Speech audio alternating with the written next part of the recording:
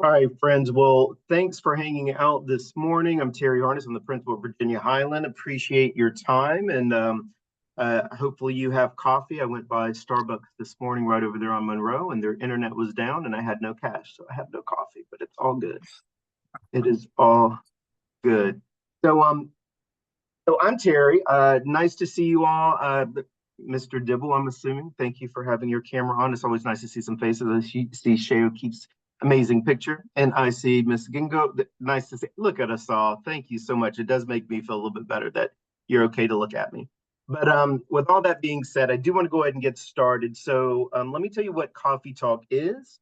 It is an opportunity to ask me any questions directly regarding VHE or just anything that you've had on your mind that you want to ask. So I most certainly will give you time to ask those questions, but I'll always have a few topics that we will talk about. And today we're going to talk a little bit about our milestone scores, our MAP scores, and then I'm even going to give you an update on where we are with enrollment and how our increased enrollment may impact grade levels based off of the number of students that we've had uh, join us this year during our VHE family. So it's going to be a lot. But please feel free to put any question in the chat that you may have, or you're also welcome to come off of mute and just ask your question directly.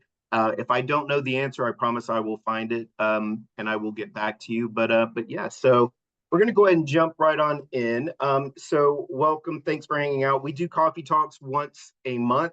You go to our website, all the Zoom information will be there, and we will even hold some hybrid, like in-person and or a Zoom coffee talks throughout the entire year.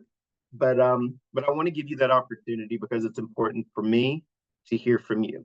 I'm just going to jump right into data. I hope you guys are cool with that. I know it's 8:04, but MAP data. So has everyone heard of MAP? Do we know what MAP data is exactly? All right, well, I'm going to tell Jamie, I see you shaking your head no. So MAP is a screener. It is an assessment that we give all of our students K through 5 in both areas of reading and math. And what it does, it gives us amazing data that we can use in our classrooms to support students who are on grade level, above grade level, or even below grade level. So it really helps us paint a picture and also just hone in on the skills that we need to continue to develop in our kids. So we do this 3 times a year. So MAP is happening today. It's MAP Math. Tuesday, it was MAP Reading.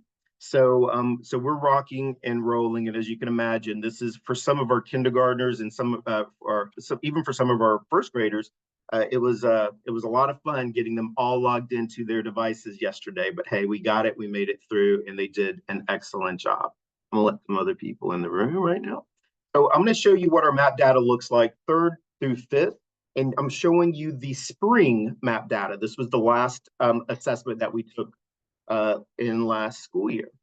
All right, so if you look up at the very top, it does say 3rd, 4th, and 5th grades overall. This is a combination of reading and math together. So this is how we did as a school, how we compared to some of the other schools. There are a number of elementary schools in Atlanta Public School.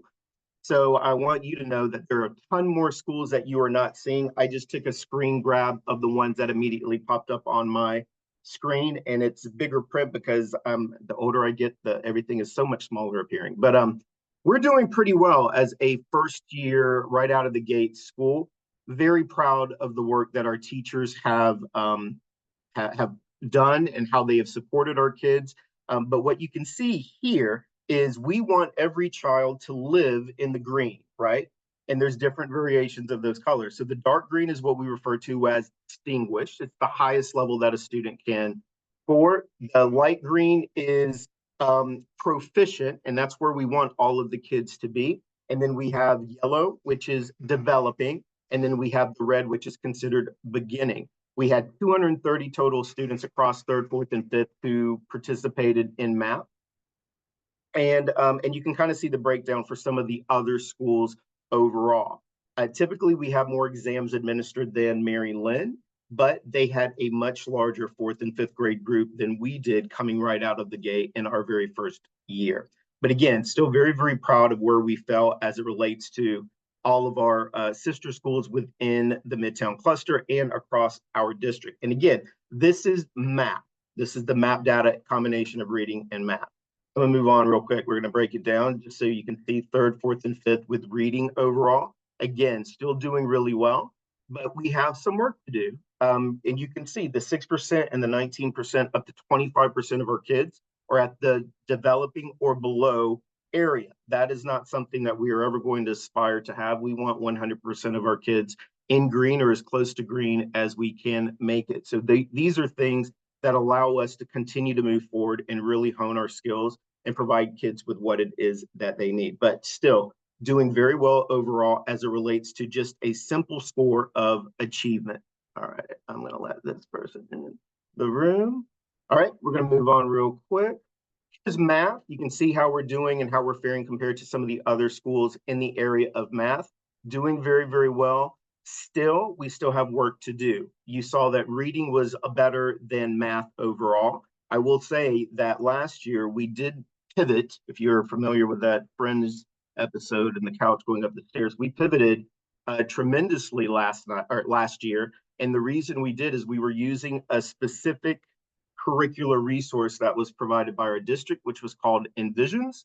And it was not something that I think was resonating well with our kids. At Springdale Park, prior to my coming to VHE, we used a program that we really had a lot of success with, and it was called Eureka. So right around in January, we really started to use Eureka more.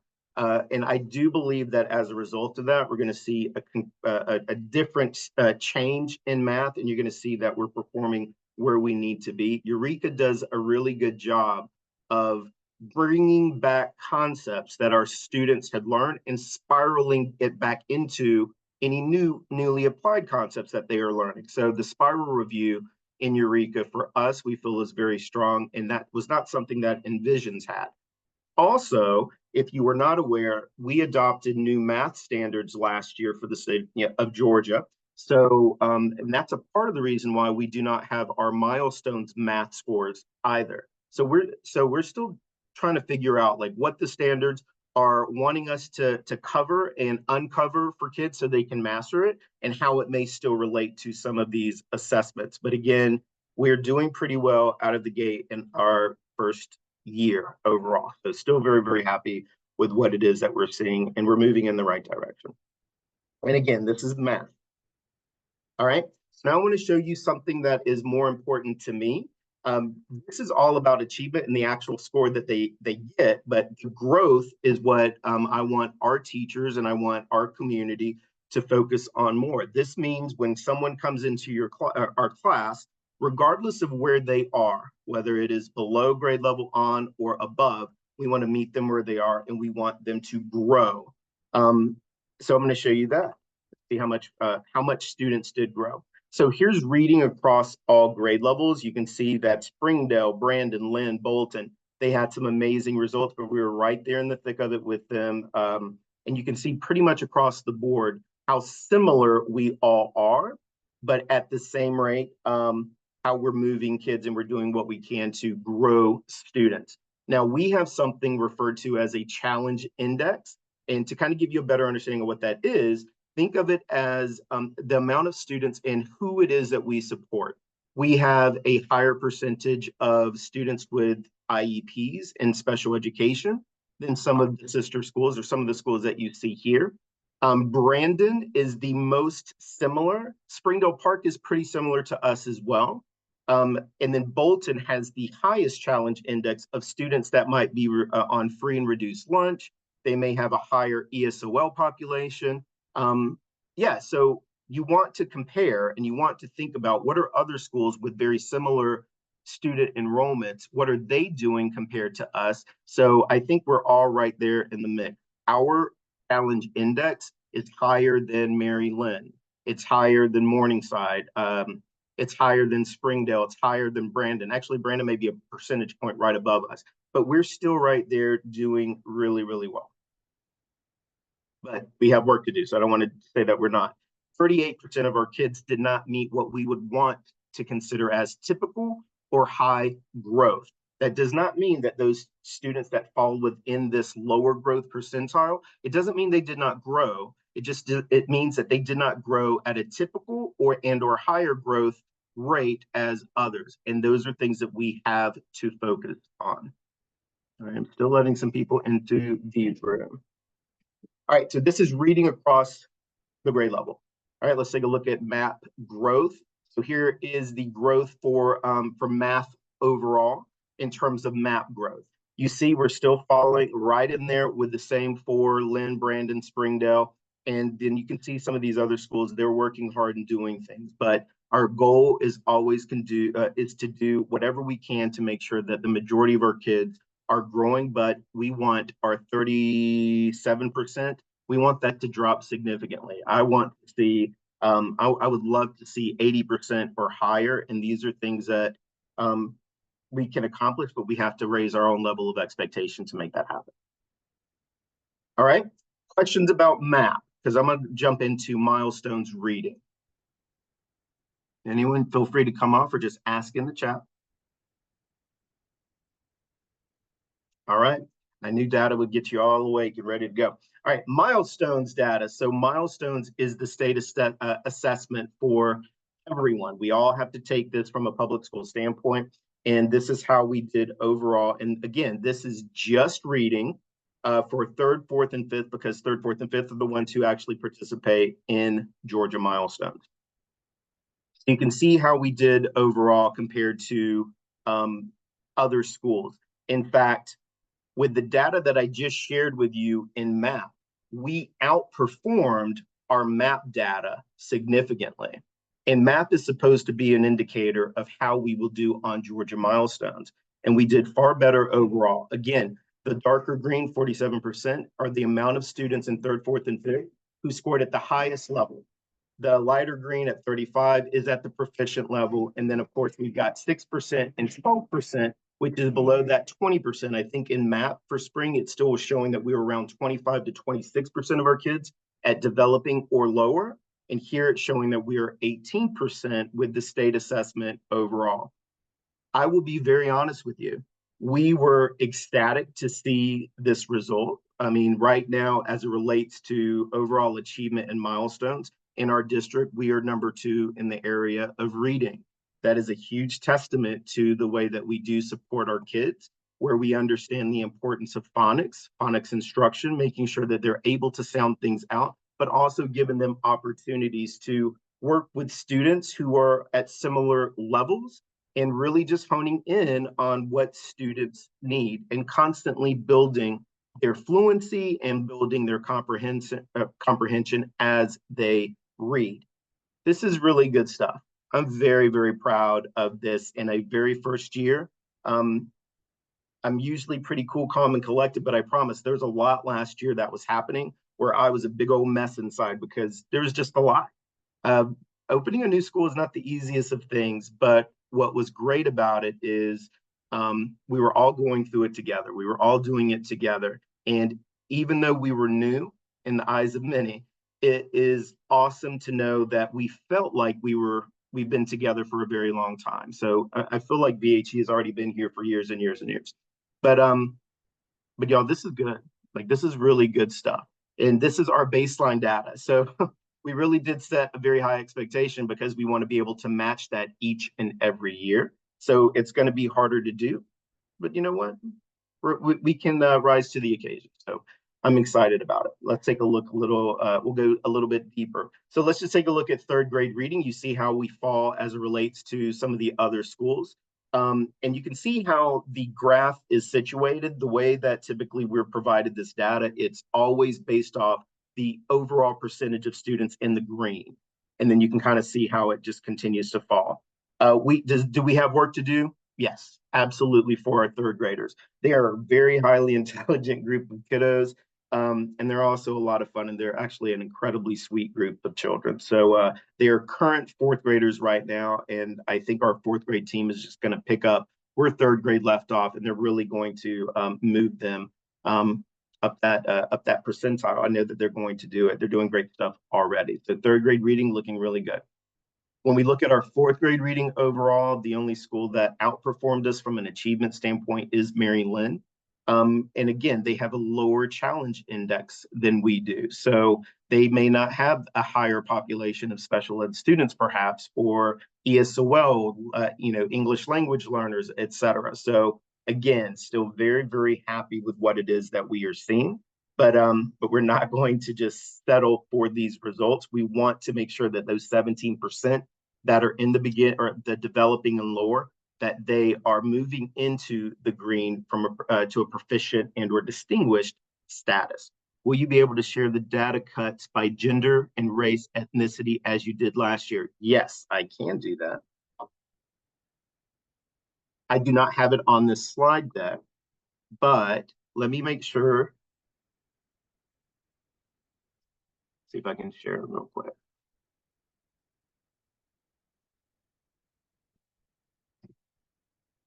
You guys got to give me a minute. I have to go through the data in order to show that piece. And let's make sure it pulls up. But again, in fourth grade, really doing well. Very, very happy with what it is that we are seeing overall. All right, let's see.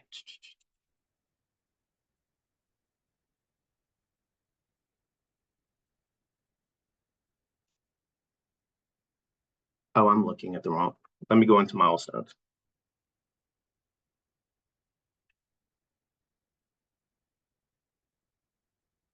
But while I'm waiting for this to load, let's go ahead and take a look really quickly at fifth grade overall. You can see we're still there amongst everyone as it relates to fifth grade reading. We did really well as it compares to even Lynn and Springdale. Very proud of the work that Springdale is doing, very proud of the work that Mary Lynn is doing, but I'm also very proud of the work that we are doing. We're all very, very similar. All right. Yeah. Who asked that question? What was meant?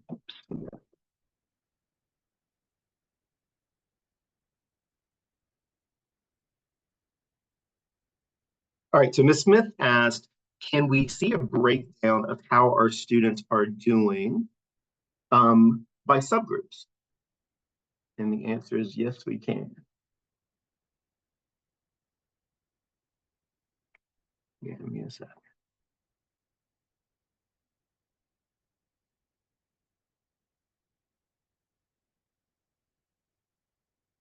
Talk amongst yourself. How's everyone doing? How's the fam? Hope you guys are doing great. All right, so it's going to be harder for us to show the comparison because we don't have, last year was our very first year. So what I can show you though is this. All right, if you want to take a look at this with me, this kind of shows what our ethnic subgroups are and how they fall. And it does compare us to the district overall. So Asian Pacific Islander, that 100% of our students met the proficient and or above. You can see that 46% of our African American students hit the proficient and or above. Hispanic at almost 80, 74% for multiracial, and then 93.6%. In comparison to the district, we are outperforming the district, but in comparison to ourselves, we'll be able to get that data. I can show that next year once we have a second year to compare, right? I'm adding some more people in. But we do have some work to do. And one of our huge goals for this year is make sure that our African-American subgroup, that we are giving them, giving these students or any student that is falling, that is not falling within the proficient and or distinguished categories, the attention that they need to get them to that place. So we're getting very, very close to it. Do you have data on percentage of subgroups enrolled at VHE? I do, and I can kind of do that one off the top of my head. So right now, and it's still very, very similar to what our population was last year. We're at about 54 to 56% Caucasian. We're at about 18, 19% African American. We're for mixed students, I think it was about 14, 15% for mixed students. Hispanic students is about like 10 to 11%, and then other groups kind of just fall in to make up the rest. But we are an incredibly diverse school. And well, let's say like this, we have a lot of great students that come from a multitude of, of different experiences and walks of life. But it also makes us stronger. And it's something that we do cherish. And I'm so glad that I have the opportunity to be the principal of a school that does have a wide variety of kids, and we love them all equally.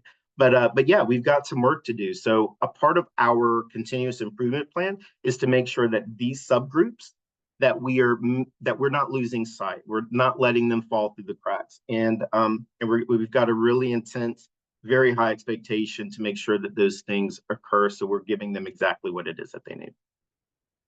What percentage of students are in the challenge index groups?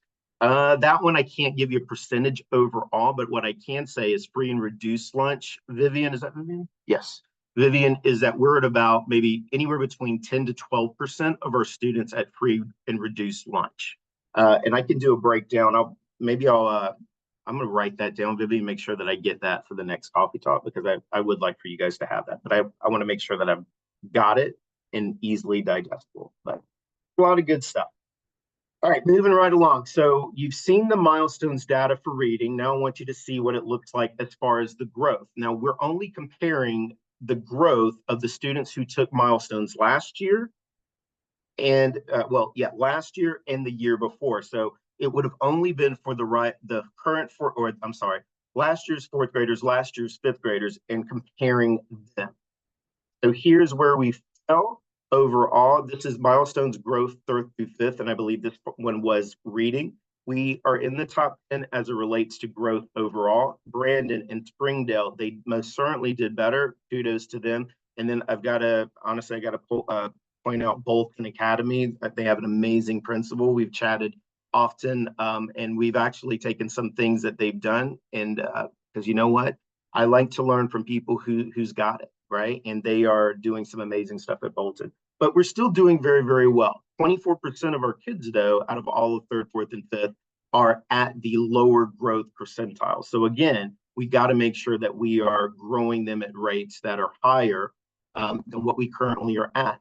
One of the things that we're going to be working on is ensuring that if there are a bunch of our high flying kids in this category of 24% that were at lower growth, let's say there could be a number of our gifted kids potentially in this group overall.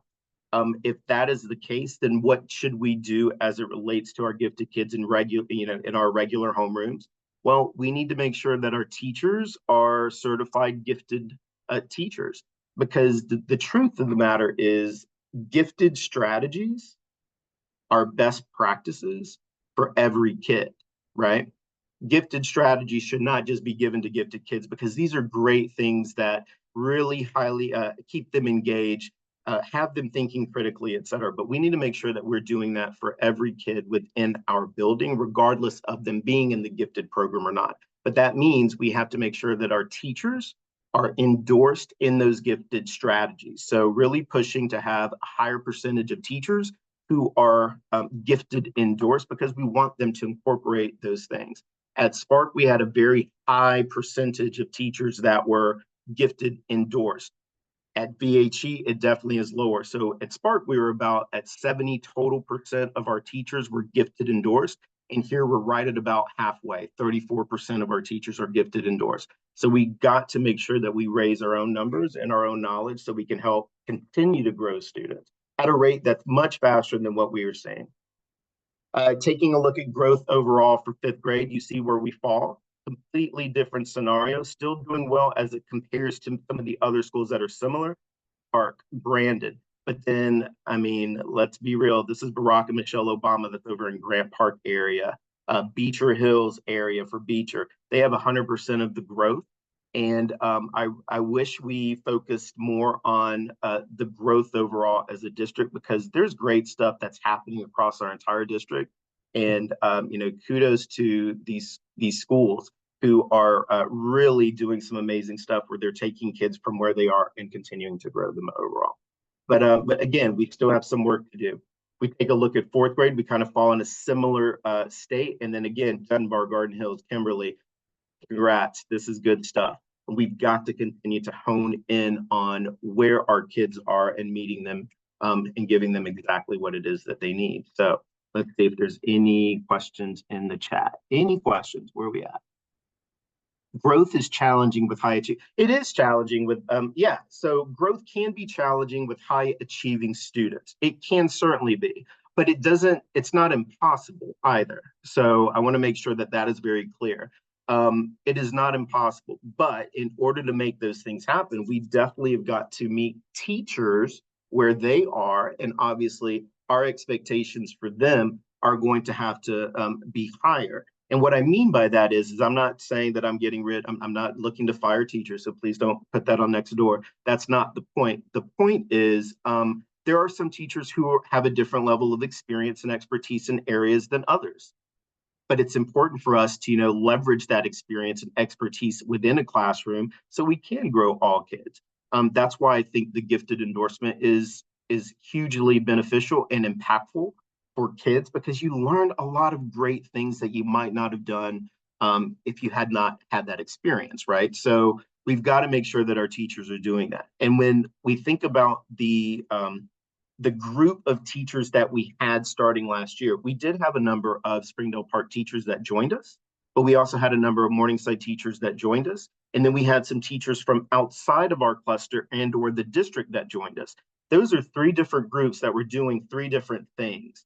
The cohesion, we've got to make sure that we're all on the same page, that we're honestly leveraging each other's knowledge. And I think that there's lots of room for improvement in that. There is also other opportunities, like, for example, let's say that we have a student who is very high achieving, high performing.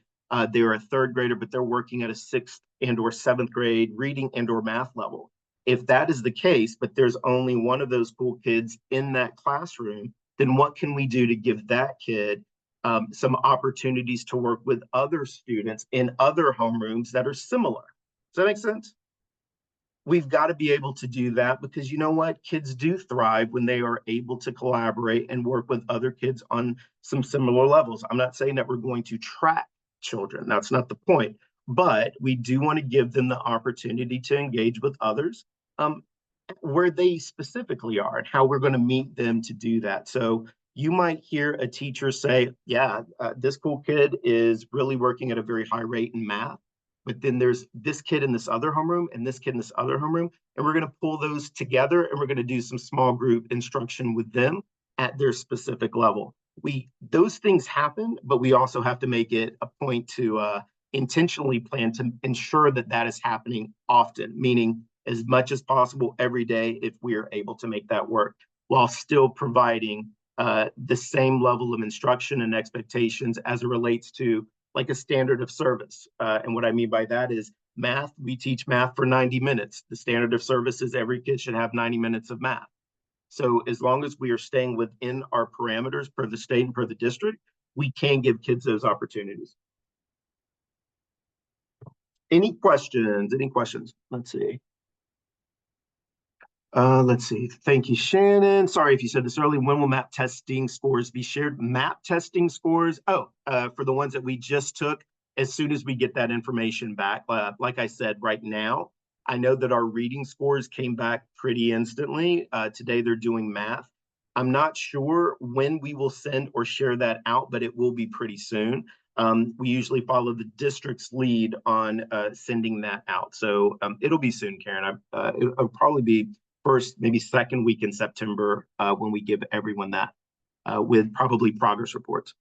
Karen, how will high performing kids get lessons on math topics they need to continue to grow this year? Exactly with the way that I had mentioned, where we're going to have to start pulling from our instructional coaches' knowledge, from our other teachers' knowledge who have been teaching at a higher level, but then continuing to work in the small group. When your question is super valid, especially at a higher performing school, but we've got to make sure that our teachers know how to differentiate and give them exactly what it is that they need. So right now we have two math coaches specifically, since you mentioned math specifically. We have two coaches. One is dedicated to K1-2, and then the other is upper grades 3, 4, 5. I've never had an experience where I've had two math coaches. Doing that is allowing us to kind of leverage more of our time throughout the day to better support teachers in different grade levels. Last year, we just had one coach and we still had 30 homerooms. This year, we have two math coaches and we have 32 homerooms. So the teachers are going to get more of that individualized and personalized instruction and professional development so they can bring that back into their classroom. So we're intentional about that. And that was exactly the reason why, is because I want to see our growth increase, but I also want to know that our teachers are getting exactly what it is that they need so they can meet kids where they are at. All right, let's do it. Okay, what other questions about data? Because I'm about to go in some things where we may be moving your cheese and you're just gonna start your day out really well. Any questions about data? Any other questions? Terry, can I ask another question? Hey, then, yeah, go for it. So you mentioned small groups and cross classroom small groups as a approach for the kids who haven't had the growth that they need. Can you set sort of an expectation for us? Because I understand from hearing from my children that often what they do is rely on the apps to provide that differentiation and personalization, and they do a lot of learning in front of a screen. And I get that. That's one way to get one-on-one sort of targeted instruction. But what is our expectation? What should our expectation be for how much time that the students spend in front of a teacher versus on the computer to get the growth that they need, especially since certification takes a while, right? Teachers need to. It does. So it's not. Yeah. Yeah, so, you're absolutely right, Vivian. It does take a while, but I would hope that as we are learning that they're incorporating those things as they're going through that certification process, right? But to your point, the expectation is pretty simple, and this is why I say it's pretty simple. We recognized last year that we are using devices at a rate that it's too much. Just going to be honest with you, Vivian. And don't get me wrong, there's a time and place for devices, and there are some great activities that are online that kids can do to continuously help improve their math. But I'm going to always be a believer that there is going to be nothing more impactful than the actual adult or teacher in the room, and it is not a device. That's just the truth. So we have already established something this year where we have to be on our devices fewer times throughout our entire day. So, for example, I could say maybe last year in a fourth grade class, teachers were using the devices. They would still be pulling small groups, but then the other kids in the room were more than likely on devices for periods of time that were longer than what we would prefer overall. With our station setup, we're only going to have up to 6 different devices in one station. And when children rotate to that, that's when they've got their device. That means the other times while they're working independently, they're going to old school sometimes is the best school. So we want paper and pencil. We want them manipulating and actually writing out their thoughts, their ideas, their work as it relates to math, et cetera. So we've got to do that, but we have to be more intentional. A device can be helpful, but it cannot be our end all be all. And that is one of the things that we've been working on. Another thing that we've worked on specifically this year is ensuring that all groups, every kid that's in the classroom, that we are providing them with more small group opportunities. What I mean by that is, let's be real, if we have a class of 20, then we might have 4 small groups of 5, right? And then they rotate to that teacher in that small group, and then independent work, whatever may be used for technology, et cetera. But there is a tendency at times that if we have a higher performing kid, that they may not see their teacher in small group as much. Well, that's not right. They need to be seen as often as anyone else. And that was a big kick that we had in the month of January, where I'm like, listen, if you're only seeing this group twice a week, you got to double that up. We got to figure out how we're going to get them more. How are they going to be with you more? And we only have, like I mentioned for math, 90 minutes. So 20-minute whole group, and then we start breaking down. So there would only be time typically for 4, maybe 5 groups within a class period. But we need to see every group, every child as often as possible. There are some kids who absolutely need to be in a small group every single day. But we need to work towards making sure that we're trying to get small groups for everyone every single day. So whether it's 3 times a week or 4 times, 4 and 5 are our goals. 4 and 5 are our goals. So I'm going to hope that when little ones come home, Vivian, that they're saying, yep, I was with my teacher in small group today. I was with my teacher today in small group. I want you to hear them say, yeah, I'm with my teacher in small group more often. I also want you to hear them say, yeah, I'm not using technology as much. That would be amazing. So yeah, we've got to do some things. I hope that answered your question. So the expectation, look for more small group 4 to 5 times a week, regardless of the student and where they are. Okay. And I know you'll let me know, but go ahead. I was going to say, and that pencil and paper work, should we expect that to be at their level? Because I'm not seeing that so far. Yeah, it has to be at their level. But we also have the information, like all the data that we had from last school year. So teachers do have that easily at their disposal. What we do is, I'm just going to show you. I know you can't really see this. This is a blank card. And what we refer to it as is it's just a star card in essence, but it has all of the information on any student as it relates to data, where they are, any services that they receive. We didn't have this at the beginning of last year. So our teachers have all of this because their homeroom teacher added all of this stuff, all of their data from every assessment, from any, like even with like allergies, with is this child ESOL? At what proficiency band is this child at ESOL? Do they receive gifted services? Are they in speech? They've got all of this at their fingertips, and every teacher had this to hit the ground running. So they did have some data. Now, I will say, Vivian, you may know, maybe we all do, over the summer, there's always a little bit of a dip. So they still are trying to get to know their kids. So they're still participating in F&Ps, making sure that we know where they are reading at, what fluency and comprehension level they're at. Our kids currently K-3, we've been doing a flyleaf phonics assessment to make sure that we know what specific aspect of phonics, whether it's a blend or certain letter sounds that are giving children problems, right? We've got to get that information, but a number of our teachers, we're just in, today is day 16, and they're still getting to know their kids, but you should start to see work that is, now, let's just be real. If I've got a second grader, then we still have to expose them to second grade standards, but you should start seeing that where kids are, you should start seeing that work reflect more of what it is that they are capable of and how we're going to continue to move them. You should start to see that more. Okay. Terry? Yes. I'm just going to echo his comments here, because I've spent 2.5 years working through this with you and your team, where sometimes some teachers interpret I have to expose them to grade level concepts as I'm going to spend 4/5 of my time on the grade level concepts and only 1/5 of my time exposing them to anything higher.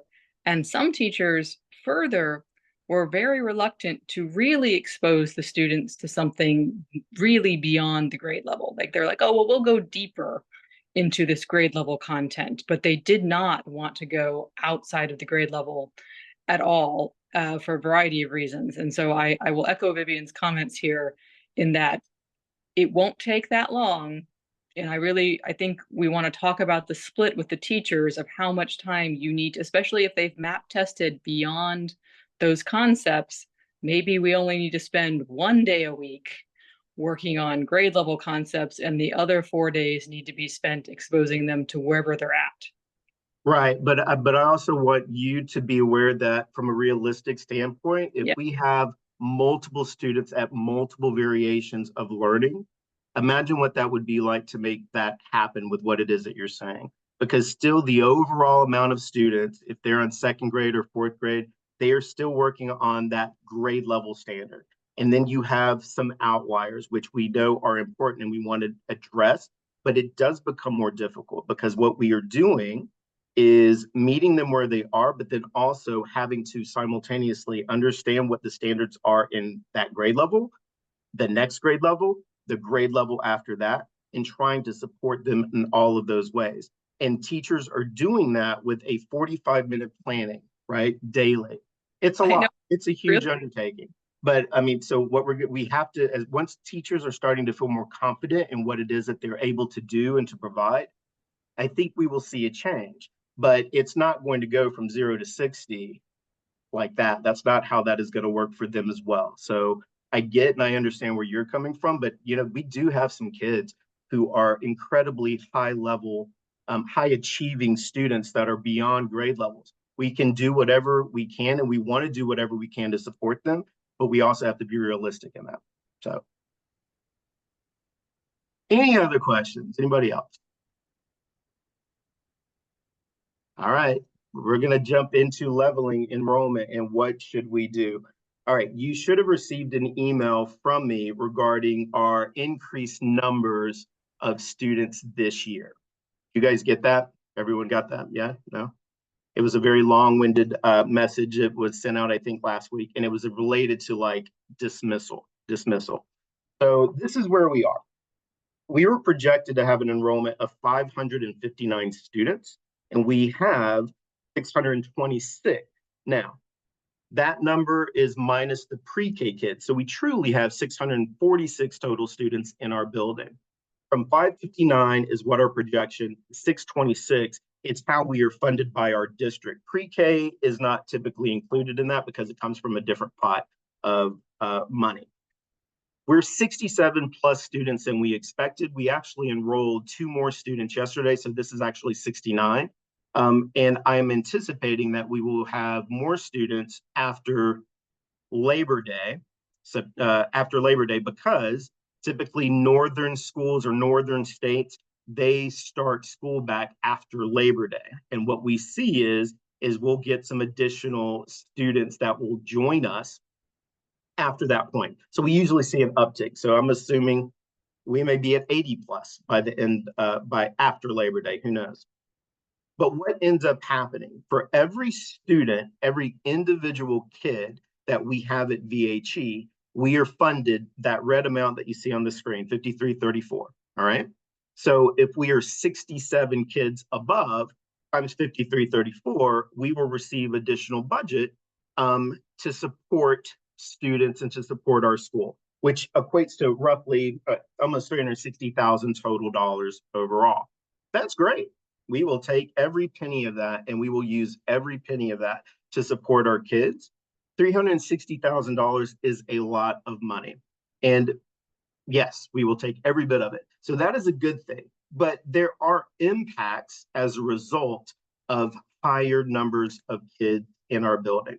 So, and there's 2 ways that we could receive these funds. It could be actual money added to our budget, where roughly, I think it's $109,000 to add 1 extra teacher, 109. So we're going to be able to add at least 3 with that amount of money and do maybe some other things with some some of the leftover money. So we might get the actual money added to our budget, or if we are over projected, that means more than likely there are some schools who are under projected. So that means they may have a teacher that they no longer can have in their school because they don't have the funds to support it. So leveling sometimes can mean that a teacher from another school would be added to our school, okay? So we either get the money or we will get teachers provided to us. Traditionally and historically, with my experience at Spark, we have had both happen. I've had some of the most amazing teachers that have joined our family as a result of leveling. We have some of the teachers that are currently in our building who were a result of leveling at some point in time in the past. I think of Ms. Jamie Buxbun. If some of you know Macy Howard, she was another excellent teacher. Edith Woods was a teacher that was great. We've had some amazing people join us and are still with us. And they typically, meaning the district or budget, they do whatever they can to keep that teacher within the same cluster, okay? So it will more than likely be a teacher that's in the Midtown cluster, if that is what happens. So the question that we ask is, well, what do we do with this money? What grade levels are impacted the most? And are there other types of supports that are impacted, like our special ed population, our ESOL, EIP, our gifted student population impacted, our specials, because we don't want 50, let's just be real, no one would want 50 kindergartners in art at the same time, right, with one adult. So how is it impacting our specials overall as well? So these are considerations that we have to think through. Just taking a look at the numbers where we are, you see on the very far right for me, the projected number of students in each one of the grade levels. For example, it's 108 in kindergarten was projected, but we're at 114, which is a +6 increase. All right, not so bad. Right now, our ratio is 2 to 22, 2 to 23 kids. So 2 adults to 22 or 23 kids. I would love to see that number much lower, but in the grand scheme of things right now, that's still a pretty good number. If you look at first grade, 97 was the projected, we're at 115, that's a +18. That 18 kids is already a class. So they, in my mind, are the number one group that we've got to add a teacher to, right? Because right now they're at 1 to 23. There's one of those classes has 24 kids in it, but we would want to bring them below 20 students per class. If I were to add another teacher, it would bring them to about 18, 19 kids per class, which is what we would want. Second grade, you see there is an increase of +9, +10 for third grade, but then look at their teacher-student ratio. Even with the increases, we really wanted to focus on our second and third graders to give them those smaller class sizes, and they are still holding true to what it was that we were wanting to accomplish. Now, I will say, fourth and fifth grade completely has surprised me. I have never seen such an increase in student enrollment for fourth and fifth grade ever. It rarely does it happen. You may see more kindergarten and first, but you don't typically see huge increases in your fourth and fifth grade student populations. But we have. What's really cool about this is the number of the students that have that are coming to VHE. They are coming from private schools into VHE, which is something that I'm glad. And hey, more private school families come on and join us. But we've got to figure out some things how we're going to decrease those class sizes. Right now, 1 to 23 for pretty much both. But if I were to add another teacher to each one, it could be 1 to 18 as well. Now, with all that being said, if I'm adding, who are the children that we would be moving into said classes? So again, initial thoughts, and I'm still talking through this with my teachers, with our community, with my admin team in terms of what is the best course of action. We know we need to add a first grade teacher. So we got to bring their class sizes down. What are the implications of that decision? Where are the kids coming from?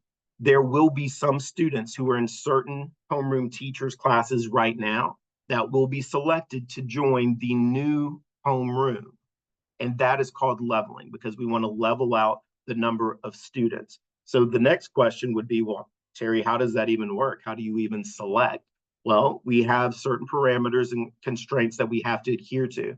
For example, if there's a student with an IEP in a special ed classroom where someone pushes into that room for support, that schedule is already crafted. It's already there. So more than likely, our students with IEPs will remain or be held harmless. They will stay where they are. ESOL students, they will stay where they are. But then any non-special ed, non-ESOL, they may move to the brand new classroom.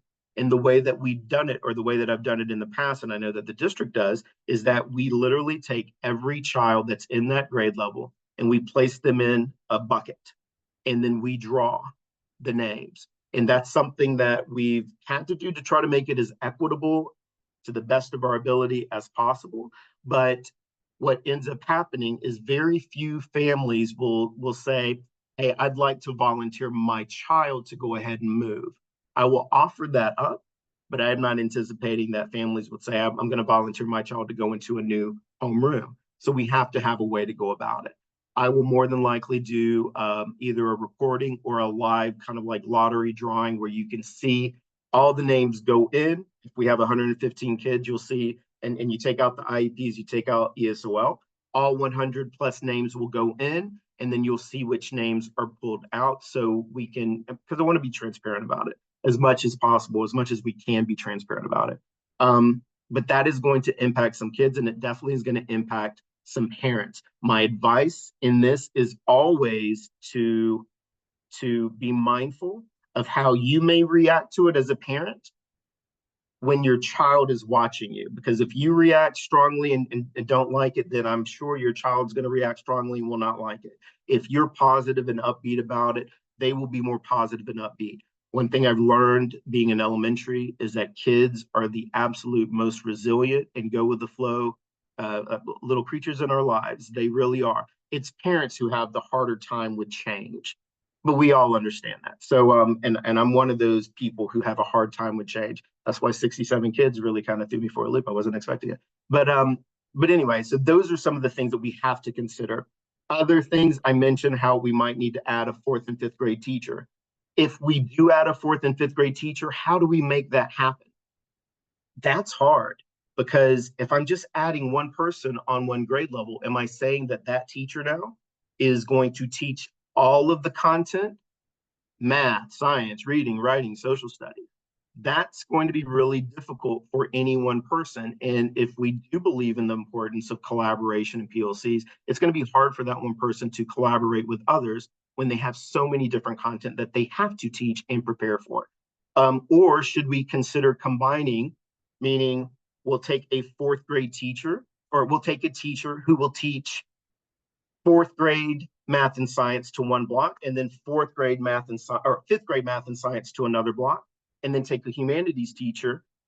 They will teach 4th grade humanities, reading, writing, social studies, and they will also teach 5th grade humanities, reading, writing, and social studies. But that 4th grade teacher would be paired in essence with the 5th grade teacher, and we kind of make it departmentalized, but that still means that they would have 2 different grade level contents that they have to learn and prepare for. It can be a lot, and we've had great success with it. One year where we had to do it at Springdale Park. It's not something that I'm going to just volunteer and say, yes, we want to do that, but that's really difficult to do. But we also may just hire or bring in a couple of teachers who are going to come in specifically, either pushing in to current homerooms for support, or maybe even pulling them out for more individualized small group support.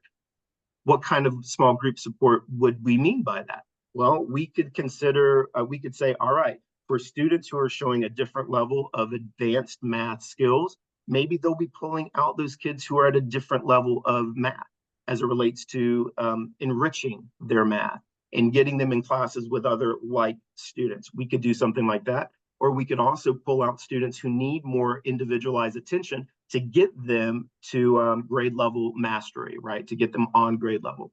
So there's variances, a variety of ways that we can consider to support teachers in those upper grade classes. Now, if we take a look at where we are as it relates to our special ed population, or ESOL, we just kind of broke it down. Last year we had 17 total students. This is minus students who receive speech services. 17 total students who are receiving additional supports through special education. It only has gone up +2. There's not a real big need to add an additional special ed teacher. I hope that makes sense. ESOL, we're actually down. Last year we had 20 kids that qualified for ESOL services, but we have 17. So there's not a need to add another ESOL teacher or a part-time ESOL teacher. EIP, we're still just waiting on the updated MAP scores to see where we are and how our students are performing, and how these new students that we didn't have last year, how they are performing, because we don't have data on those kids right out the gate. Our gifted students, so we have 134 total students that are listed as or marked as gifted. If I get 5 more 4th or 5th grade students who are gifted, then I have no choice but to add another gifted teacher for at least maybe a day or 2. All right, so it would be a part-time person, but there is a cap for gifted class sizes at 22. And if we get above that cap in just one class, if it gets to 23, I have to comply with the state and add another person. it happens that way. So we're taking a look at that as well. Any questions? What do we got? Will you add homeroom to 4th and 5th? Yeah, that is tough, Shannon. I'm not sure yet. We're still talking with our 4th and 5th grade teachers on what they think. EIP is early intervention, Claire. It's called early intervention program. And in essence, what it is that these are some of our kids who are on the bubble, meaning they're very close to grade level standards, but they're not necessarily there right now. And we want to do what we can to support them to get them what they need. So they can be in that proficient category, and so they can master and be on grade level with their peers. So that's EIP. So once we get the scores for that, we'll better understand. And then special. So I don't know if you guys have had the opportunity to meet Coach Davis, our new PE teacher. He's a lot of fun. The kids have absolutely loved him. But did you know that there are certain rules by how many kids he can have in the gym with him at any given time? The answer is, if you didn't, now you do. It's anywhere between, I want to say it's anywhere between 43 to 46 kids. Anything above that, too many children. So then that means if we hit that mark, then I've got to place another adult in the room, which makes sense for safety purposes. But that's going to have to come out of the budget. But I've got to be thoughtful and considerate about that. So there's a lot that we have to think through. There is a ton that we have to think through. But I'm very curious to know, since we've got, how many of you? 50 plus of you. What are your initial thoughts? Any thoughts, or what do you think? We know the timeline for adding the new first grade homeroom. I don't, but what I can say historically is it typically happens around mid-September is when we find out whether or not we're going to actually receive the funds or the additional teacher from a different school. And what we have done, which I feel like what I've done in the past, which was successful, is we let that person come in, go into classrooms, work with other, like if it's a first grade teacher, work with other first grade teachers to get to know everyone. And then we start pulling them out and giving them like maybe a little bit of a small group with this new teacher so that person can start to build relationships and connections. And then we do things that just kind of appease and make sure that the teacher feels comfortable, because it is imagine it, it's tough going from one school to a completely different school where you might not have wanted to come to Virginia-Highland, just being real. That is quite possible. But so they've got to get in and we've got to make them a part and feel like they are part of our family. But we also need to just be thoughtful about the teacher and obviously the kids and the parents. But we would do it a little slowly, and we would make sure that that new teacher would get to know kids before they actually have a full class of kids that they just see. It's almost like starting day one over in some respects. But yeah, so it would more than likely be mid-September. Do we know, beyond managing our emotions, what can parents do to support you in the school? Honestly, I think the biggest thing is that our kids feed off of our emotions. Just do your best to be as positive and upbeat and uplifting and supportive of them. So they know that they've got Mr. Harness's support, they've got their current homeroom teacher support, they've got their parent support, and you know it's going to be we're going to make it work, and it's going to be great. And we will make it work, and we are going to do whatever we can to insist on making sure that it is great. Fourth, I like the idea of extra personnel supporting struggling students in this. So not a new homeroom. Yeah, and that is always, I think that is the biggest thing, honestly, Karen, for parents. Oh, nice. They just got to learn their child's homeroom teacher, and having to learn or you know, kind of experience another individual. You know, it feels like we're behind the 8 ball a little bit. So yeah, that is something that I would like to most certainly consider. But it's also with our 4th and 5th grade teachers, even our 1st grade teachers. I've had conversations with them individually, because let's be real. Yes, I'm the principal, and there's lots of things that we have to contend with and think through, but they know their kids and their schedules far better than I will, because they're living it daily. So I've asked them, what do you think we should do? And they're debating, but they know that there's lots of different considerations and options on the table. What is the best one for kids, right? And that's how we need to address our decision making. So, but yeah, hopefully we're able to do that where we don't have to create another homeroom, but we'll see. influx of new students is a testament to your team. So well, I appreciate that. Yeah, fully appreciate that. Just yeah, that was a level of appreciation we were not expecting necessarily. So, but we'll take it. It is a good thing. I was very, very happy to see that a number of our families are coming from private school because they want the experience of a walkable school. And I mean, that is something that not everyone gets. So I completely understand, and that is exciting. And I will say, when we make our decisions, we are in a building large enough to go ahead and create another classroom. So we have the space. So I'm not really too concerned about that. And we have the resources to provide any support to the teachers, not only through our PTO, but through just our own budgetary resources. We're going to make it happen. It's just going to be an adjustment. It's just going to be an adjustment, but we can do it. Let's see. I like the idea of a new homeroom. Yeah, I mean, lots of different things. What other comments might you have regarding this? I'll be sending out information, a letter soon to all families, just kind of letting them know what our thoughts and our decisions might be. And in that letter, it will say if you would like to volunteer for your child to join the new homeroom, you can sign this and return it, or give it, or let Mr. Harness know directly. So we will always take volunteers first and foremost, just wanting you to know that. And if we have 18 volunteers, then hey, that'll be great. If we have one or two, we'll still take it. That's great. But then it's the piece of how do we select, which is always going to be the part that is harder to do. So, but I promise you, we'll do whatever we can to make sure that it is a smooth, easy transition for any student. So lots of thoughts, lots of things that we're working on. So let's see. Can you provide any slides or data about projected future growth?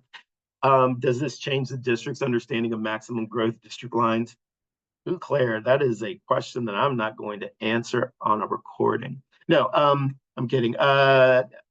No, and I'll tell you why, Claire. I'm saying no because we are a brand new school. So clearly there's not a ton of historical data, obviously, as it relates to that. But what I will say, being the principal at Springdale Park, having this unprecedented number of students joining a school at any given time, this is really quite unheard of. And what I attribute this to is there are more and more families moving into the Midtown area, and they are living in high rises. When I first got to Springdale Park in 2016, I remember some people were saying, families are not moving to the high rises. They are not going to be coming and staying in these. Well, they were very, very wrong. I've lived in Midtown for 20 years, and I have two students that live in the same complex that I still see from kindergarten. Now they're sixth graders, and they're still there, right? And they were yelling my name the other day because they're out in the pool, and they've been calling my name, and I pop out just to say hello. But it happened all the time. We have a lot of families that are moving into these high rises.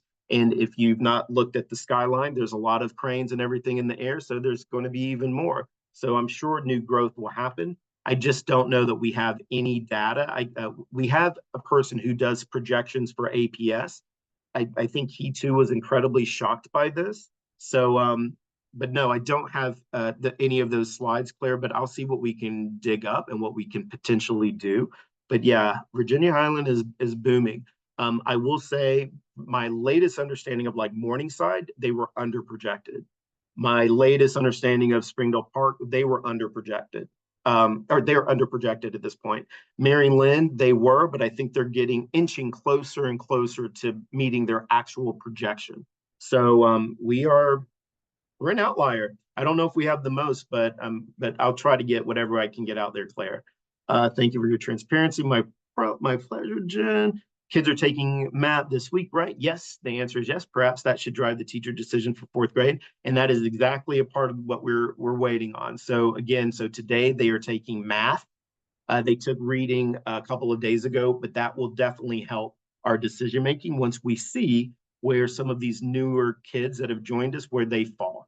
Ms. Langford, I support any choice. I do love the idea of additional support. Help meet grade level in those who may need additional challenges. I agree with you. Thank you, Elena. Super sweet of you to say, and a direct message. All right, Claire's like VHCA is hosting. Oh, yeah. Thank you, Megan Grady, for that reminder. So Tuesday of next week, 8/27, Virginia-Highland Civic Association is hosting the new superintendent, Dr. Johnson. This will be the second time that he has been at our school, but he's doing just a community chat. It'll be in the cafeteria. I want to say it's is it 6 o'clock, Megan, or 7? I can't recall. Anyway, we'll look to see what time that is. But these would be really good questions just to bring to his attention, because we most certainly are growing.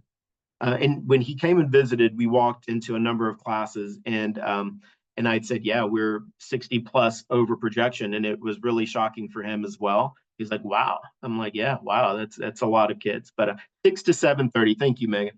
So come join and meet Dr. Johnson. I'll be there as well. So what other questions? Anything else?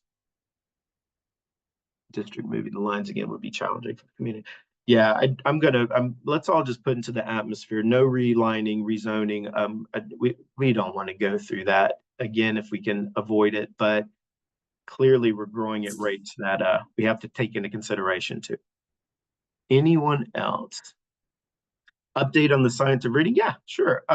Yeah. So we do have two. Thank you, Vivian. That's a great question. We do have two instructional coaches for reading, for structured literacy. So that is Miss Madlam. We did have Miss Madlam last year. We've got Miss Brett this year, and it has been great. So a part of the Science of Reading initiative is making sure that kids know and they learn how to read through phonics instruction, explicit phonics instruction. So we have been really working hard on a new type of assessment to determine where kids are actually where kids are actually at as it relates to phonics. It's been interesting because, for instance, here we have some kids who are some incredible readers, meaning they are high above their grade level. They understand what it is that they're reading, they comprehend it, and they have great fluency. But what we're kind of finding out, what we're seeing with some of those kids, is that they are reading based off of memorization and not necessarily sounding out words, right? Actually knowing the phonics rules apply to sound out words. So they may be great at comprehension and fluency, but their decoding a word is not as easy for them to do. So the assessment that we're giving to all K through 3, well, to first, second, and third, doing something else with kindergarten, it's called Flyleaf. I was with maybe 6 or 7 first graders yesterday that I administered it to, and it's an individual administration, going through lists and to see how they are working with certain blends or letter sounds, etc. But then also giving them a passage to read based off of some of the guidance within Flyleaf itself. It is eye-opening. It's really cool to see, and the kids are doing a great job. But it is also interesting to see how we have such great readers who do not have the decoding, which is interesting. And then we have some kids who are decoding easily off the charts, where they are. We have a couple of first graders who are so above others in their class as it relates to phonics instruction, they would not be receiving like explicit, individual, personalized phonics instruction because of their level and where they are performing. So their decoding skills are pretty impressive, along with comprehension and fluency too. But yeah, so that is one of the huge pieces that we're working on. We're also we're building out our teacher reading our leveled library and decodable library, where K1-2, they have access to materials where they can easily check out, provide support with students individually or in small group. But right now, it's all about making sure that we have the resources, but our teachers know how to use the resources wisely and correctly with our children. So that is what our coaches have been working on. We've also been working on writing, because all of our teachers across all grade levels teach writing this year. They're all teaching writing.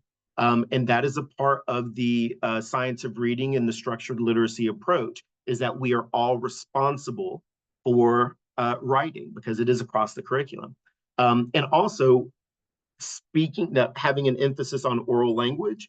Oral language, students who have amazing oral language, chances are they're going to have a better vocabulary and have more success at reading and decoding words. So we're focusing on a lot of things. One of the things that I want teachers to continue to do is when we ask questions, that we ask students to respond in complete sentences, that they use those sentence starters, that we give them the tools that they need if they don't know how to respond, how you can respond to either ask for help, and then how you can listen to someone else and use that as your own answer. But we don't want them to not be able to speak. We want them to verbalize what it is that they do know, ask for help when they do need it, and then learn from that individual or from the teacher, and then to obviously say it on their own. So there's a lot of great stuff that's happening with the science of reading. We have just finished up.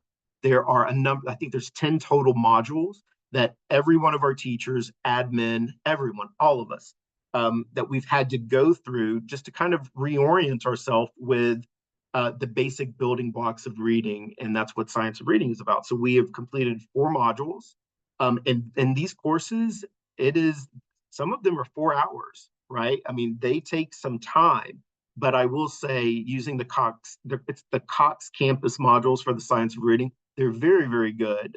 It's been really nice kind of just getting that refresher of things that we may have gotten in college, and being able to bring it back. But yeah, it's been really, really nice. And all of our teachers are 100% in compliance at this point. I was over the summer, I took a real deep dive, and I completed all of my modules over the summer because it was just easy just to keep going. And I don't know. I mean, like I said, I can be nerdy about certain things, but it was just really good stuff. But so yeah, so I kept going. We have some teachers who have already finished theirs as well, but still full steam ahead, Vivian, regarding science of reading. And we will be doing something new this year called Parent Academies, where we're going to support parents in how they can support their kid at home, because we are still running into certain things like where parents will say, but that's not how I learned it. You're right. It's not how you learned certain things. We learn math facts and 7 times 7 is 49 or whatever. Our kids are not necessarily learning it that way, where it's just pure memorization. They are learning it conceptually. They're building a sense of number sense, like what actually is happening when the math is mathing, right? So yeah, it's just different than the way you learn, but we want to make sure that our parents understand how and why it is that we're doing, so you can also support them at home instead of teaching them the way that you learned and then potentially causing some confusion down the road. But yeah, so we're going to open up some parent academies to make sure that those kinds of things happening. And from the reading side, we're going to give parents some opportunities to understand how you can continue to build their own language comprehension and proficiency, reading and writing proficiency. So be on the lookout for what we're going to call Parent Academy. So what else? It is 9:15. What else? What else? What else? We've still got 40 plus people, 39 still. Hey, we're doing pretty good. Well, any other questions? Any other questions? Oh, wait, what is the process to choose the teacher to move schools during leveling? I'm going to send out, Jennifer, I will send that out to families first and foremost, and we're going to follow the process that is outlined by the district. The first one is to inform you. The second would be to accept any volunteers if they want to move to a new homeroom class, and then the process for how we will select students to be in that class. So I promise we will be super transparent. We'll take you step by step through everything. Anything else? All right, friends. Well, that's all I got. I am going to hit stop on the record. And just remind you, tonight we've got curriculum night. So hopefully we will see you 5:30 to 7:30, where you get to hear directly from your child's teacher. It does say parent only, guardian only event, but we understand if you have to bring your kiddos, bring them on. It's all good. We just want to give you our undivided attention, and we want you to be able to ask our teachers any questions that you may have as it relates to curriculum throughout the night. And that's harder to do sometimes when our kiddos are around us. So hopefully we'll see you this evening starting at 5:30. We'll start out in the gym. But other than that, say hello. Feel free to reach out to me. Thank you guys so much for participating and joining us this morning.